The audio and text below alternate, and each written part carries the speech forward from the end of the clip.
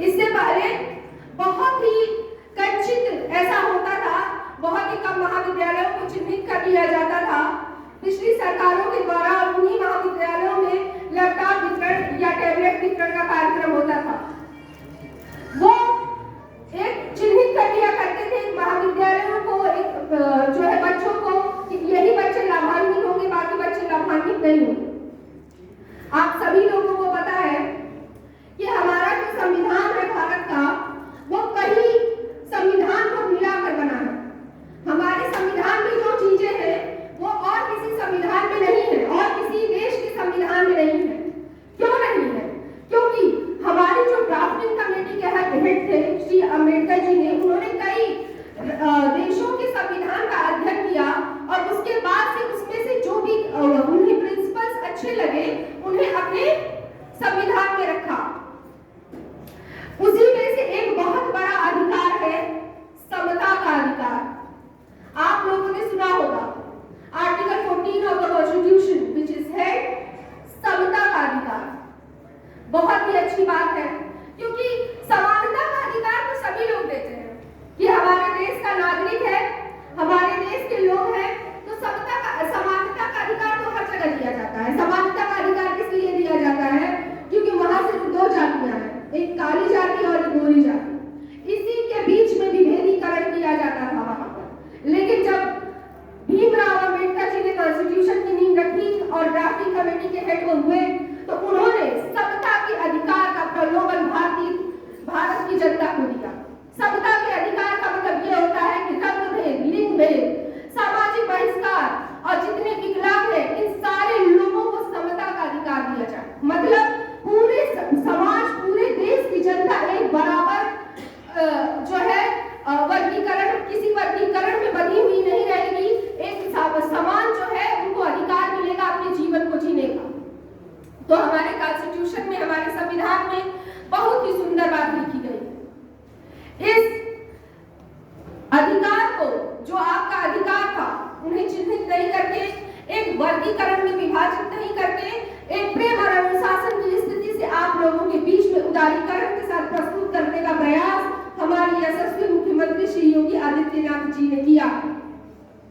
प्यारे बच्चों, मैं ये कहना चाहूंगी कि जो आप किसी राज्य को, किसी देश को चलाने का प्रयास तब तक नहीं कर सकते, उसे सुशासन की तरह तब तक नहीं ले जा सकते जब तक आप निष्पक्षीकरण न करें, जब तक आप सही और गलत के बीच के भेद का अंतर नहीं समझ पाएंगे, तब तक आप उसको आगे बढ़ाने का प्रयास नहीं कर पाएंगे। और माननीय मुख्यमंत्री जी ने किसी भी, वो तो वैसे भी संत हैं, उन्होंने सारे लोगों को एक समान नजरों से देखा और उसका एक उदाहरण आपके ऊपर, संकल्पित उदाहरण आप सभी लोगों के सामने है कि आज आप इस योजना से लाभान्वित हो रहे हैं।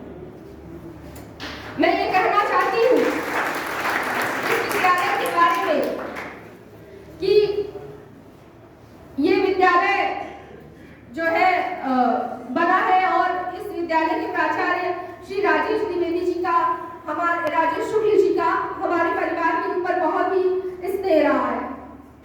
मेरे ससुर जी श्री बालेंद्र सिंह जी से भी इनके बहुत ही अच्छे संबंध रहे हैं।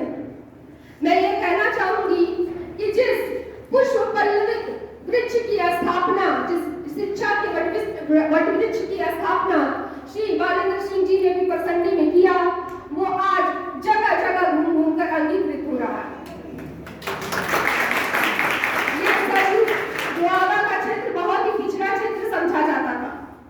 जब इमरजेंसी के दौरान मेरे ससुर श्री बालेंद्र सिंह जी को जेल में डाल दिया गया, उस दौरान उन्होंने ये सोचा कि क्या जो है मैं लोगों को समझाऊं क्या कि आपको आजादी मिली कि नहीं मिली। ये जो कुशासन चल रहा है, इससे आपको आजादी मिली कि नहीं मिली, अंग्रेज चले गए कि नहीं चले गए, मैं इस चीज को लोगों तक कैसे पहुंचाऊं। उनके सामने ये बहुत बड़ी समस्या थी, क्योंकि इस क्षेत्र की जनता पढ़ने लिखने में असमर्थ थी। तो उस समय जब वहां से वापस आए और उन्होंने भारतीय कृषक इंटरमीडिएट कॉलेज में परसंडी की नींव रखी। वह इस दक्षिणांचल दोआबा का पहला इंटर कॉलेज था जिसमें बच्चों को शिक्षित करने का प्रयास किया। आज वो वट वृक्ष अनेक जगहों पर अपनी शाखाओं को